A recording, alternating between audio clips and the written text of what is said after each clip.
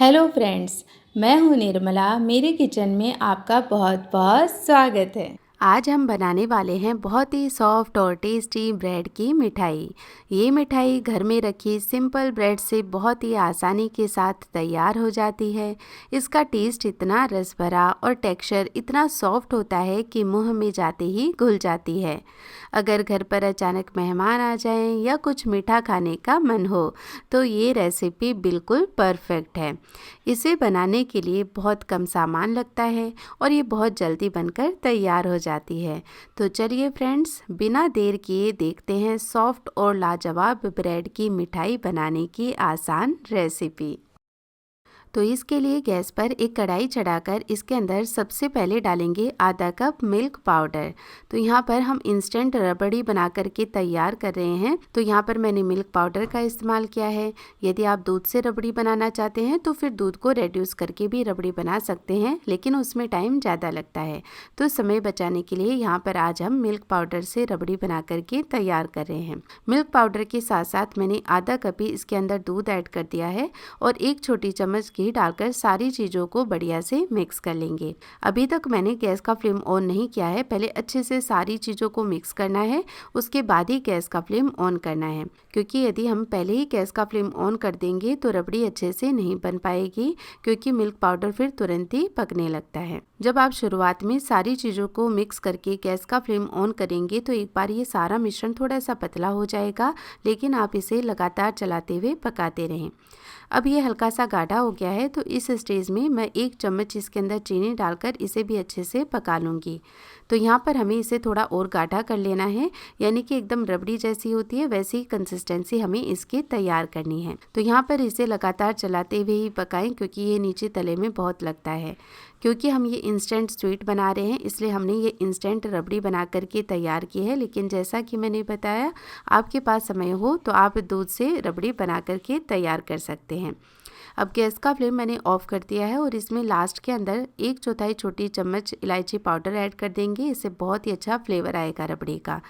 इलायची पाउडर को भी मैंने बढ़िया से मिक्स कर लिया है। अब इस रबड़ी को हम एक बोल के अंदर ट्रांसफ़र कर लेते हैं। इसका इस्तेमाल हम बाद में करेंगे। साथ ही हमें गरम रबड़ी का इस्तेमाल नहीं करना है, तो जब तक हम बाकी प्रोसेस करेंगे रबड़ी भी ठंडी हो जाएगी।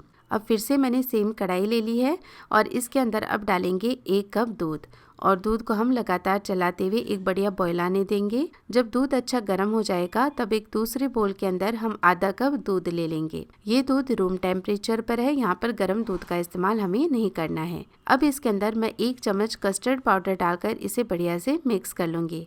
जब हम रूम टेम्परेचर के दूध में कस्टर्ड पाउडर को घोलते हैं तो इसमें गांठें नहीं पड़ती हैं।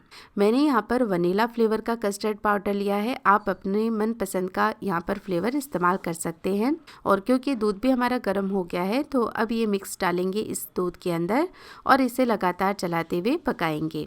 तो इसे बिल्कुल नहीं छोड़ना है, वरना बहुत गांठें पड़ जाएंगी। जैसे ही आप कस्टर्ड पाउडर वाला घोल इसके अंदर डाल करके पकाएंगे तो तुरंत ये थिकनेस पकड़ने लगेगा। कंसिस्टेंसी कुछ इस तरह की हो जाएगी। इसे हमें बहुत ज़्यादा गाढ़ा नहीं करना है। तो देखिए एकदम स्मूथ और क्रीमी हो गया है, ये काफ़ी अच्छा दिखाई दे रहा है। अब मैं इसके अंदर मिठास के लिए 1/4 कप चीनी ऐड कर रही हूँ और चीनी डालकर फिर से इसे हम 2 मिनट के लिए और पका लेंगे। तो कस्टर्ड पाउडर डालने के बाद इसे बहुत ज़्यादा देर तक पकाने की ज़रूरत नहीं होती है, क्योंकि कस्टर्ड पाउडर जल्दी से ही पक जाता है। तो यहाँ पर चीनी भी बढ़िया से पक गई है, अच्छे से घुल गई है इसके अंदर और अभी तक देखिए इसका जो टेक्सचर है काफ़ी ज़्यादा क्रीमी है। लेकिन फिर भी जब हम इसे दूसरे बर्तन में ट्रांसफ़र करेंगे तो एक छलनी की हेल्प से छानते हुए ही ट्रांसफ़र करेंगे, तो इससे बिल्कुल भी इसमें गांठें नहीं रहेगी और इसका टेक्सचर और भी ज़्यादा स्मूथ और क्रीमी हो जाएगा। तो देखने में ये मिठाई बहुत ही बढ़िया लगेगी और खाने में तो बहुत ही बढ़िया लगने ही वाली है। आप ज़रूर से बना करके देखिएगा। एक बार आप इस मिठाई को बना करके खा लेंगे ना तो बार बार इस मिठाई को खाना पसंद करेंगे। यहाँ पर मैंने इसके अंदर थोड़े से कटे हुए बादाम और थोड़े से कटे हुए पिस्ता भी ऐड कर दिए हैं, तो इससे बहुत ही अच्छा टेक्सचर आएगा जब हम इस मिठाई को खाएंगे। इसे भी हम ठंडा होने देते हैं और कुछ स्लाइस ब्रेड की ले लेते हैं। तो यहाँ पर मैं 6 स्लाइस ब्रेड की ले रही हूँ। अब ब्रेड की जो ब्राउन कॉर्नर होते हैं ना, वो हमें नहीं चाहिए। तो इस तरह नाइफ की हेल्प से इन्हें कट कर लेंगे। और ये जो ब्राउन कॉर्नर हमने काट करके अलग किए हैं, उन्हें आपको फेंकने की ज़रूरत नहीं है। आप इन्हें ग्राइंड करके ब्रेड क्रम्स बना सकते हैं और कई तरह के स्नैक्स में ये ब्रेड क्रम्स इस्तेमाल किए जा सकते हैं। तो इनका मैं बाद में ब्रेड क्रम्स तैयार कर लूँगी। और अब इस ब्रेड में से हम एक स्लाइस ब्रेड की उठाएंगे और इसके ऊपर इस तरह से रबड़ी को लगा देंगे। तो बहुत ज़्यादा मोटी लेयर नहीं लगानी है। और अब जैसे ही आप रबड़ी लगा दें एक स्लाइस के ऊपर, दूसरी स्लाइस को इसके ऊपर इस तरह से सेट कर दें। रबड़ी की वजह से दोनों ही ब्रेड आपस में चिपक जाएंगी। फिर एक नाइफ की हेल्प से हम इसे बीच में से ट्रायंगल शेप में इस तरह से कट कर लेंगे। और देखिए बहुत ही सुंदर लग रही है ये ट्रायंगल शेप। वैसे तो आप इन्हें चौकोर पीसेस में भी काट सकते हैं, लेकिन ट्रायंगल शेप ज़्यादा सुंदर लगती है।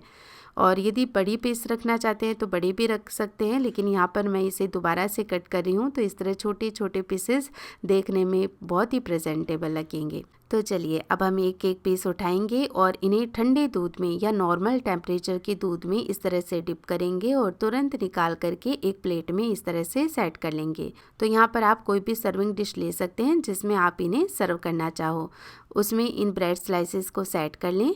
और फिर इसके ऊपर जो हमने कस्टर्ड बना करके तैयार किया था उसे इस तरह से पोर कर दें।